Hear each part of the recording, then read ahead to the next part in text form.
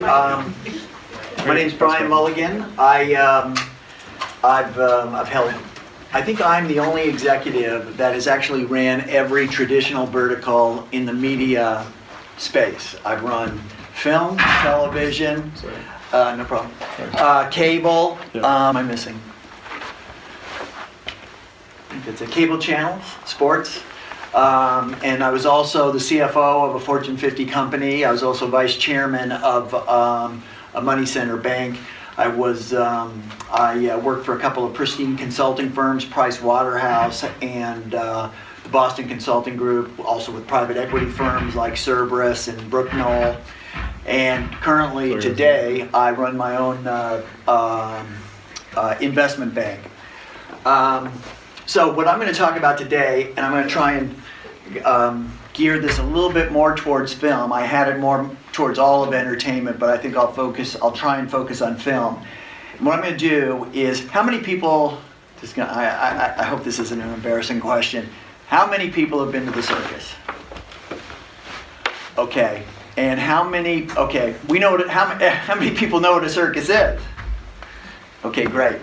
And one of the things circuses used to have back in the day is they had elephants. And I used to go every year, our family used to go every year to the sports arena and see the circus. And the elephants would parade around, and the elephants were always a big attraction. And there was always a guy, though, who was cleaning up after the elephants, because sometimes the elephants would do what elephants do.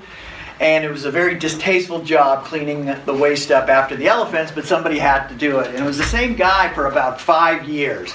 And finally, being a precocious kind of kid, I had the gut, I sort of got my guts to get the guts up to ask him, you clearly don't like doing this. Why do you continue with this job? And the guy looked at me and goes, you think I'm going to give up show business? So that point is, believe it or not, that point sort of is a theme that's going to run through my talk here, because to get into the entertainment business, you can get there a variety of ways. The entertainment business is really it's people coming together, making a film, people going apart, going their own ways, and then coming together. And then there's outside advisors, there's lawyers, there's accountants, there's post-production. And so there's a lot of ways to get into the film business. And you can and there's a lot of ancillary markets, theatrical business, the television business, the home entertainment business, the pay-per-view business. So in many ways, getting into one of those companies is a better way to get into the main entertainment business, because you get to see what the other entertainment companies are like. And if I can, somebody with my background can end up running a studio, you can too. And so you just have to have perseverance, and you have to know that great people can come from anywhere. People who run studios today, some are just high school graduates, some are undergraduates, some are marketing people, some are development people, some are film people, some are MBAs, some are lawyers, some are Marines, so they can come from anywhere. It's a matter of perseverance, having a desire, a skill set, and continuing to learn. I'll talk a little bit more about that. So what I'm going to talk about first is how I got into the entertainment business, which I think will be instructive. Then an example of how we turned around Universal Pictures from losing $500 million a year to making $500 million a year in cash flow.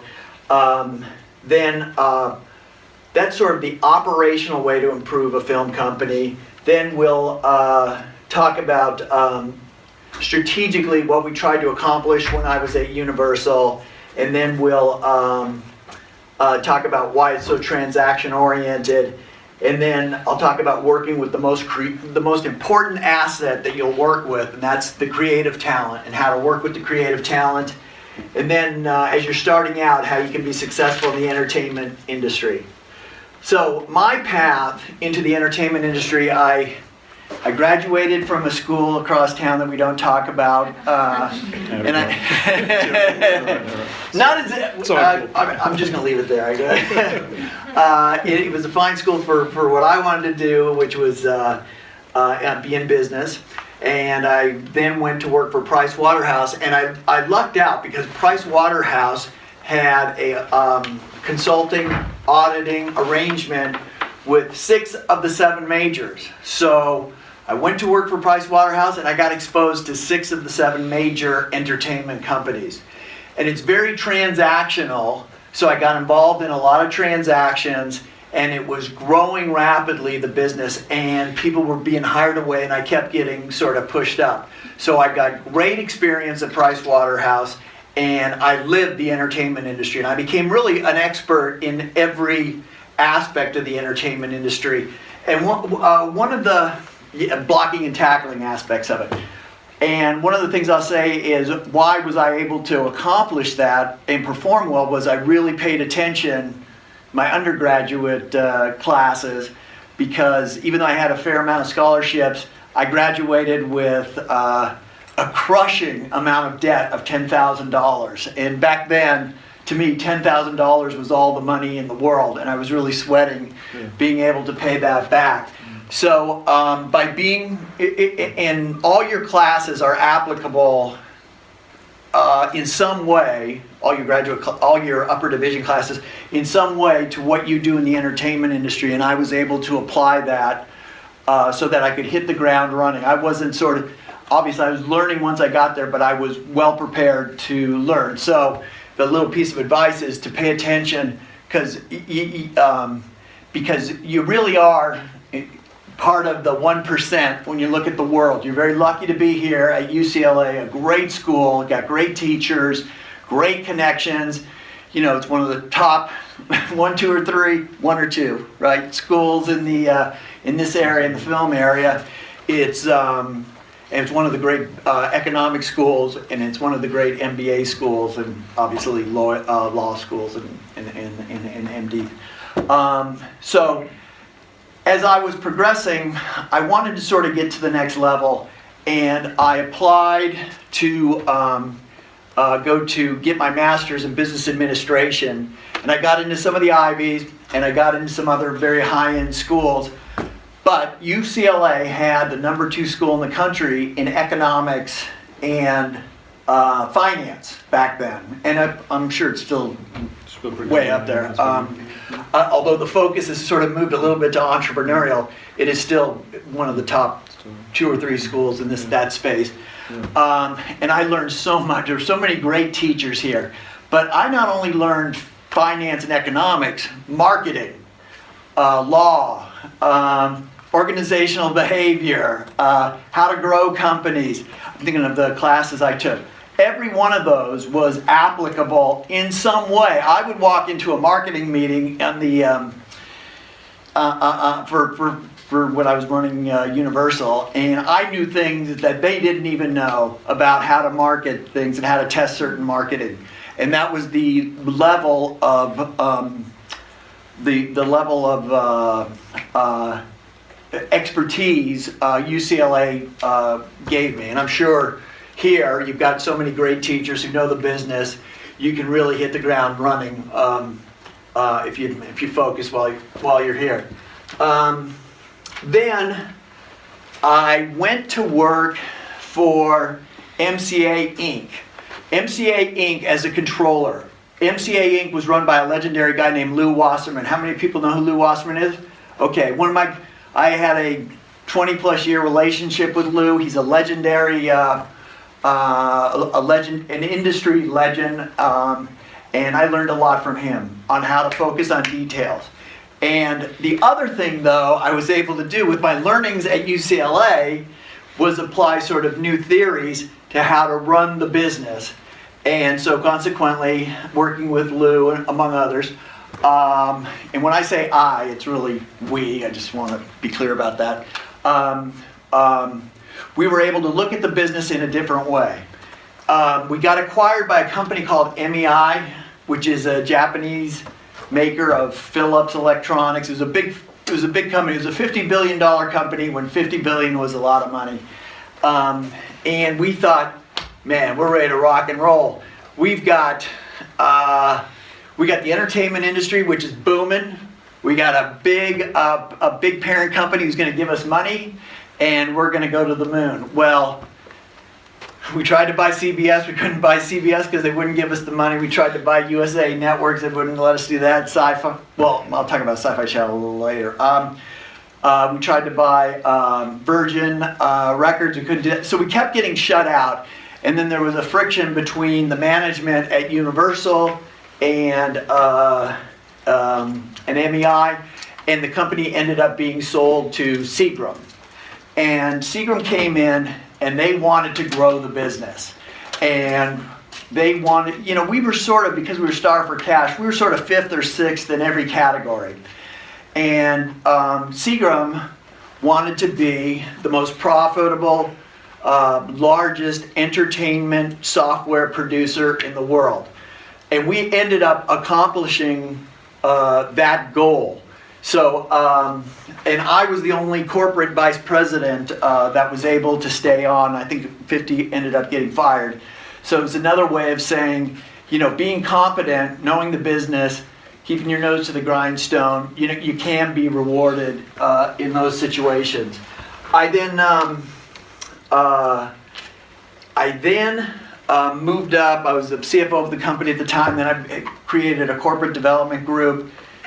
Then some friction in the upper management ended up making me the COO of the company. Then the film company ended up having some really rough times. And we were losing $500 million, $500 million a year on the film side. How many people understand how capital intensive the film business is?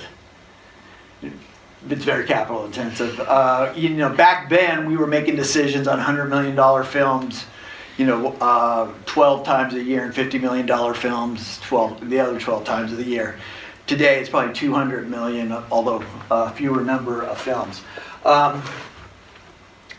So because of my competence, and which was a training in school, paying attention, applying what I learned, and doing the right thing, I was able to move up quickly, and I was able to help save Universal. And how did we help save Universal?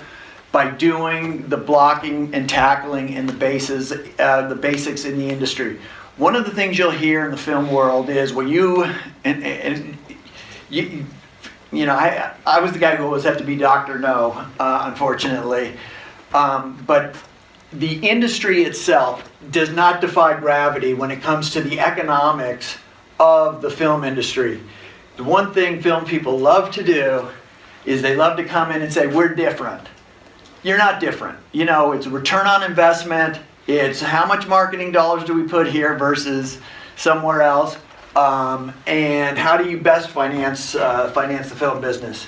So you sort of have to, so as you can see, I ended up moving onto the creative side, coming through the business side. And I was partnered, by the way, with a woman named Stacy Snyder. How many people have heard of Stacy? Okay, so Stacy Snyder should know. She's probably the highest profile female executive in the industry, and she was part of that turnaround, more than part of it, that turnaround at Universal. So that was my entry into the entertainment industry and my entry into the creative side. I then went on to be CFO of the public company. It was a Fortune 50 company, and then was head of Fox Broadcasting and Cable, and then became vice chairman of a money center bank. But it was that first move into the Universal Pictures. By the way, I also became head of Universal Television. Also did a lot of deals in the music business.